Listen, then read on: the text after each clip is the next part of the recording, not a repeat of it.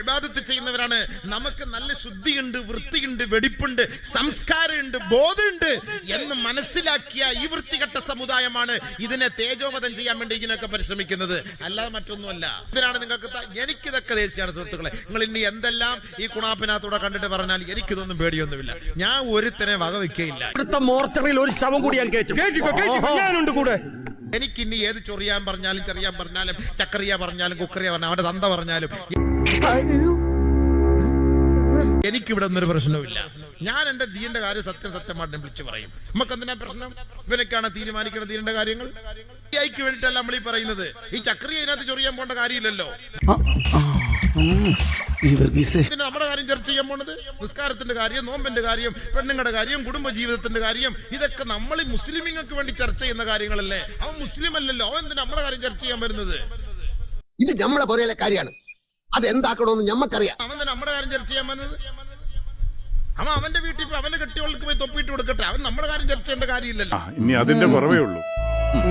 ഖുർആനിനകത്ത് ഹൂറിലിങ്ങളെ കുറിച്ച് പറഞ്ഞിട്ടുണ്ട്, അവരുടെ നിതംബത്തെ കുറിച്ച് പറഞ്ഞിട്ടുണ്ട്. എന്താ കുഴപ്പമിപ്പോ?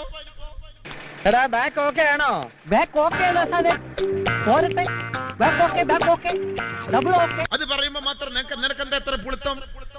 ഇതൊന്നും ഇല്ലാതെ തുറന്നു വെച്ചിട്ട് ഈ ടിവിയുടെ മുന്നിലിരുന്ന്, ഈ മീഡിയയുടെ മുന്നിലിരുന്ന് ഈ സാമാനം കാണിച്ചുകൊണ്ട് ഇന്റർവ്യൂ എടുക്കുന്നതിന് ഉമാർക്കൊന്നും പ്രശ്നമില്ല.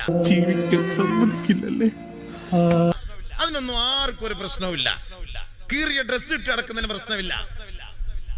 മുലക്കച്ചവും കെട്ടിയിട്ട് നടക്കുന്നതിനും പ്രശ്നമില്ല. ഇത് നേരിൽ കാണുമ്പോ ഇവന്മാർക്കൊന്നും എന്താ ഇളകാത്തത്? ഇത് പറയുമ്പോ മാത്രം എന്താ ഇവർക്ക് ഇത്ര പ്രശ്നം? അതാണ് നമ്മൾ ചിന്തിക്കേണ്ടത്. നമ്മൾ ഇബാദത്ത് ചെയ്യുന്നവരാണ്. നമുക്ക് നല്ല ശുദ്ധിയുണ്ട്, വൃത്തിയുണ്ട്, വെടിപ്പുണ്ട്, സംസ്കാരമുണ്ട്, ബോധമുണ്ട് എന്ന് മനസ്സിലാക്കിയ ഈ വൃത്തികെട്ട സമുദായമാണ് ഇതിനെ തേജോവധം ചെയ്യാൻ വേണ്ടി ഇതിനൊക്കെ പരിശ്രമിക്കുന്നത്, അല്ലാതെ മറ്റൊന്നുമല്ല. അതെ, ആദ്യം നീ നന്നാകാൻ നോക്ക്, എന്നിട്ട് മതി സ്വയം നന്നാകുന്നത്, കേട്ടാ?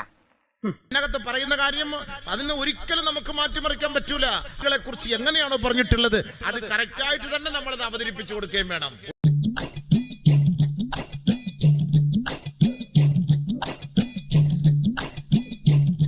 ഈ സുന്ദരിയല്ല ആരാ പറഞ്ഞു?